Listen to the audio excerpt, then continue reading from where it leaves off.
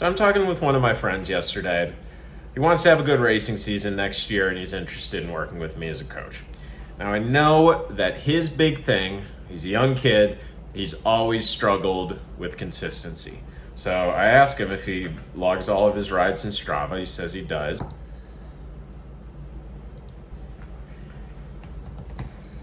So let's pull up Jay here. And we see right here, this is like the number one thing that I'm looking at when someone's interested in working with me as a coach, what their volume looks like on a regular basis. So it was decent. We're able to see a decent amount of volume through the summer months. But he told me this, he's been struggling with it in the fall. If you are not riding 4 times a week and have not consistently stacked together a couple months that's made up of 4 ride per week weeks, then there is nothing that you need to be thinking of from a training standpoint other than getting that consistency up. If you have gotten fit before and you have that volume, there's an opportunity to potentially get away with maybe 2 rides a week or 3 times a week, and you could have bigger volume during those rides, or you could have more intensity, but you have a base that would allow you to handle that. If you have never followed structured training before, if you want to get fitter than you ever have, then that is the one thing that you need to focus on. And with Jay, it's a question of time. So we start talking about that. And literally, like, what can be helpful here is create a visualization of what you're looking at. Yeah. Jay works at a barbershop. He works 5 days a week from 10 to 8. Let's create the commute too. So let's say that it takes 30 minutes for him to get to work. He starts at 10, so 9:30, and then 30 minutes back. 9:30 to 8:30 is work. 9:30 to 8:30, work. 9:30 to 8:30, work. So these are his obligations. This is what he has to do.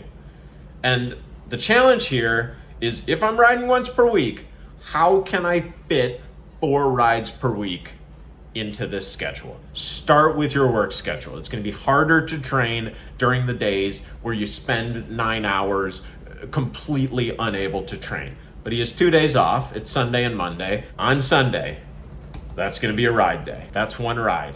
And then I'm going to hit it right back again on Monday. That's going to be a 2nd ride. So now the work week's coming up. We have 5 days less in the week. I've done 2 rides. I just need to get 2 more. After 2 days of riding, probably makes sense to take a rest day. So now we have 2 days, 4 rides.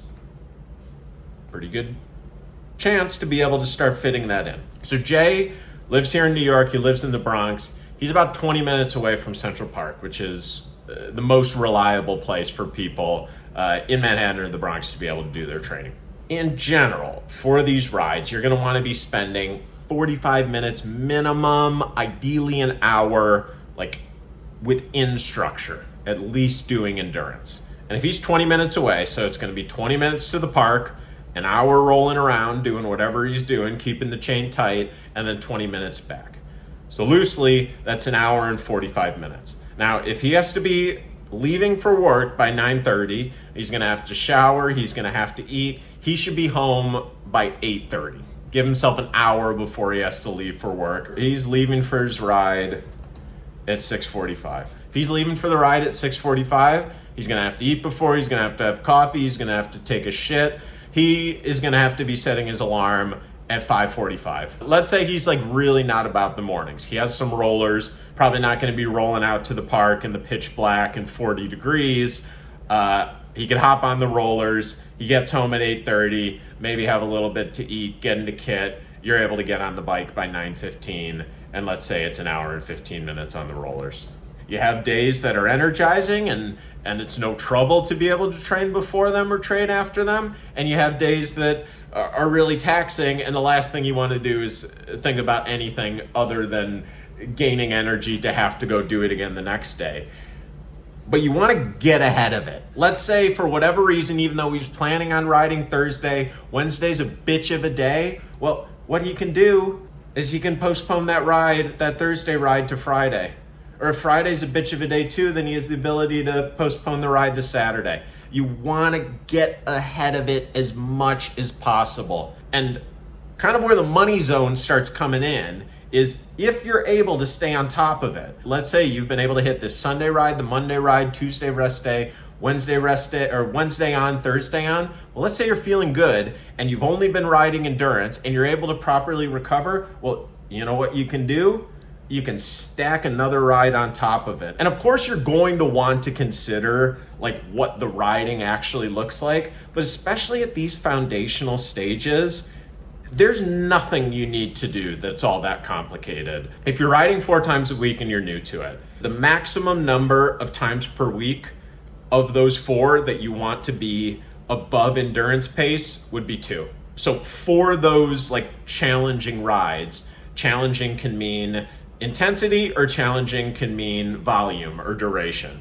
And so how I would split it up for him, if he's off Sunday, Monday, it's fun to go do longer rides. He'll do a long ride on Sunday, 3 hours, an amount where you're able to ride the next day. Endurance ride on Monday. I do one of the weekday rides being endurance, so you're able to properly recover, also potentially shake off anything that comes from the rest day. And then the second weekday ride would be intervals. For this foundational 4 ride a week schedule, those 2 kind of key sessions for the week, it would be 1 long ride at endurance pace, true zone 2. And what does that look like? I'm probably gonna put one of my athletes on blast right now. So here's the power for one of his rides. Now let's take the power distribution by zone graph.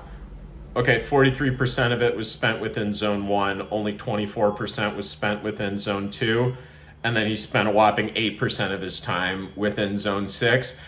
That's not going to be a zone 2 ride. Now, shout out Glenn, who's a Watt sergeant. He just uploaded a ride, did a little endurance with sprints. Look at that, flat as a pancake. And if we pull up the power by zone graph, 73% of the time in zone 2. So with Jay, just making sure that these endurance days are actually endurance, so that he's feeling good enough to ride the next day if he needs to move things around. And then for the interval day, I wouldn't be doing anything special. Like if you're new to training, you don't need to be doing crazy stuff. Like it doesn't make sense if you're new to training to go out and do a 20-minute all-out effort. That's too challenging. If you've never done intervals, like starting with just little 4-minute intervals can be ideal. 3 times 4 at 9 out of 10 RPE. And you want to try to give watt guidance, which you'll be able to tell based off of what they're spinning zone 2. But basically it's like, learn how to suffer for 4 minutes. Once you're able to suffer for 4 minutes, turn that into 8. Once you can do 8, turn that into 12. Once you're at 12, turn that into 15. Once you're at 15, then we're sniffing closer to a 20-minute test, and we could start to do that all out. I was telling him, because he's ridden with us a lot, and he's like, it's been great riding with you all, but I'm always getting dropped. It has nothing to do with him. It has everything to do with this. How are you not gonna get dropped if you're doing this and someone else is doing this? Like for instance, okay, I'm not saying he's not good at the bike, but like let's just take a look at the numbers. If I'm doing this and Dan Feldman's doing this, I'm doing this, and Dan Feldman's doing that. It's not like he has an intense job or anything. He's just fucking off all day riding his bike. How are you going to be able to compete with that? It's all about this.